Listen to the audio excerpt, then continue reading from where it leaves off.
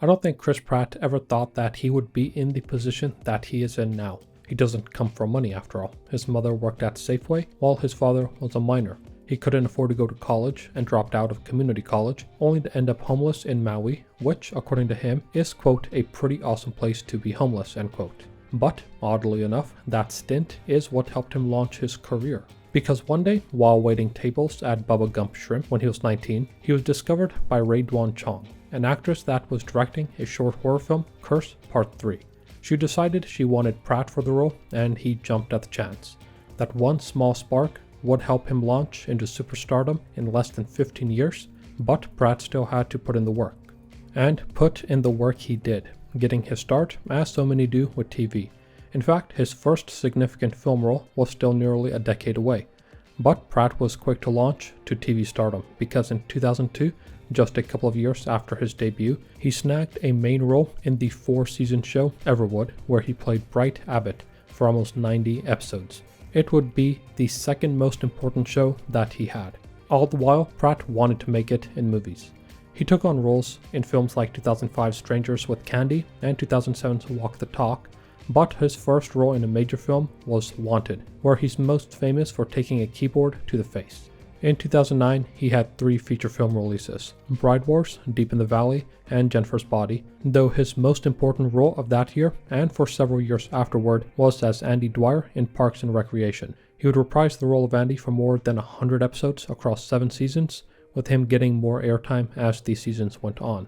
In 2011, he had a supporting role in Moneyball. He was initially told he was too fat for the role, which led to him shedding 30 pounds in 3 months in order to get it.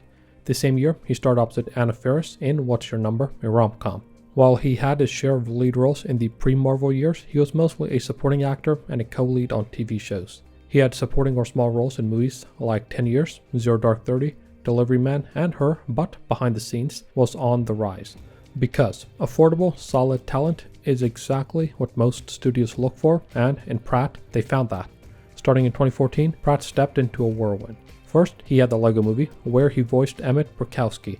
It's not just a good animated movie, it's a good movie, and it did phenomenally with critics and at the box office. Hot on its heels was inarguably Chris Pratt's most important role, as Star-Lord in James Gunn's Guardians of the Galaxy, which, again, was met with critical and commercial acclaim. The movie was a risk for Marvel, but they managed to pull it off without a hitch, cementing their status as the eminent studio of the 2010s.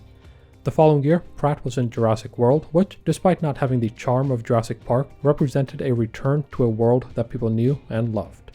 The movie got decent enough reviews and grossed more than $1.6 billion at the box office. The following year, he was in The Magnificent Seven, which, frankly, should not have been made. First of all, it's not as good as the original that it's based on, 1960's The Magnificent Seven, and certainly nowhere near the same league as Akira Kurosawa's Seven Samurai, which, I would argue, is the greatest film ever made. But I digress. The same year, he was in Passengers opposite Jennifer Lawrence. The movie got negative reviews, but did well at the box office.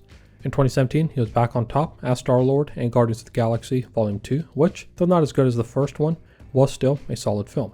He was in 2 feature films in 2018, Avengers Infinity War and Jurassic World Fallen Kingdom. The 2 movies clocked nearly $3.4 billion at the box office. Now, it's worth asking whether or not people are going to the movies to see Chris Pratt. I would say no. I would watch Avengers, Guardians, and Jurassic World irrespective of who was the lead. At least with Marvel, Chris Pratt brought in a bit of Andy Dwyer, which leads me to think that it would be difficult to find someone who could do such an amusing Star-Lord. That's not the case as Owen Grady in the Jurassic World trilogy though. Therein, I think it's safe to say that Pratt could be replaced with most anyone and it still would not be a particularly interesting performance. But then again, the actors aren't the draw, it's the dinosaurs.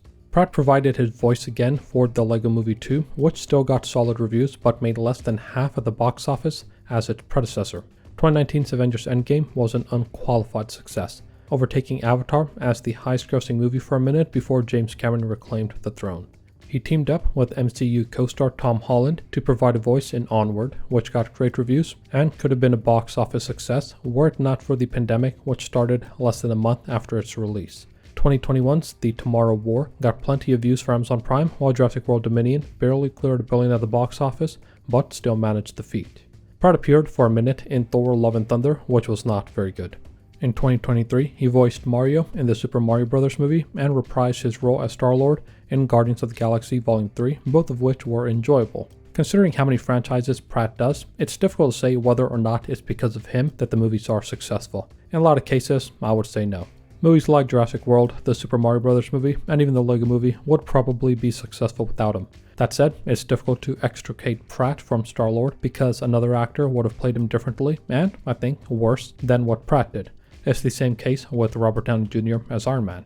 You just cannot imagine anybody else. While Pratt is no Harrison Ford in his heyday, I think Pratt is a solid action star and has a long career ahead of him. I'd like to see him take on some smaller roles if only to flesh out his repertoire, but whatever he's doing, it's certainly working out for him. At the very least, while you might get a bad movie, you'll almost never get a bad Chris Pratt performance.